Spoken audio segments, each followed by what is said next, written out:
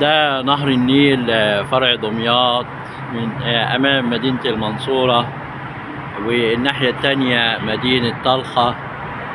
ونهر النيل في أبهى صورة، منظر أكنه من الجنة.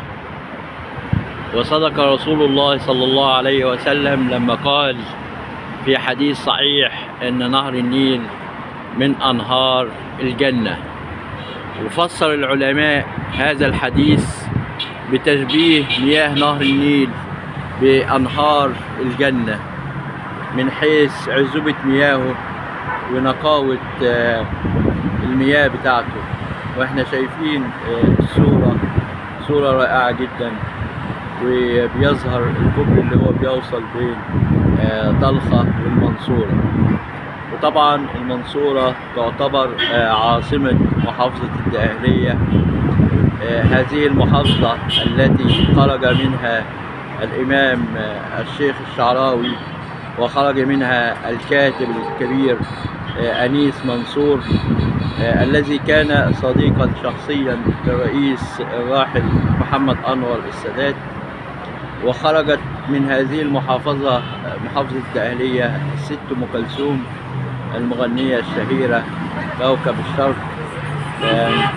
وهي من قرية تابعة لمركز السنبلاوين في محافظة الدقهلية. ومن ضمن ما تشتهر به المنصورة هو جامعة المنصورة، التي بها أفضل الكليات في مصر، مثل كلية الطب وكلية الهندسة وكلية الحقوق وكلية التربية. وطبعا مدينة المنصورة أسسها الملك الكامل من سلاطين المماليك.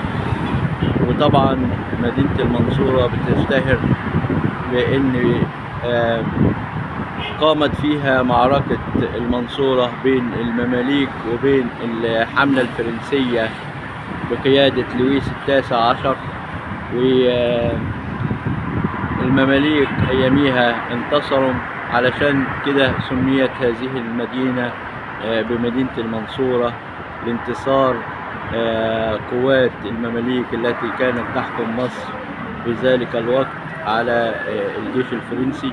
وأسروا الملك لويس ال19 وحبسوه في دار ابن لقمان، وهذه الدار موجودة حتى الآن في مدينة المنصورة. وغير بعيد عن هنا يقع تمثال أنيس منصور الكاتب الصحفي الكبير. وإن شاء الله نبقى نعمل حلقة عن تمثال أنيس منصور.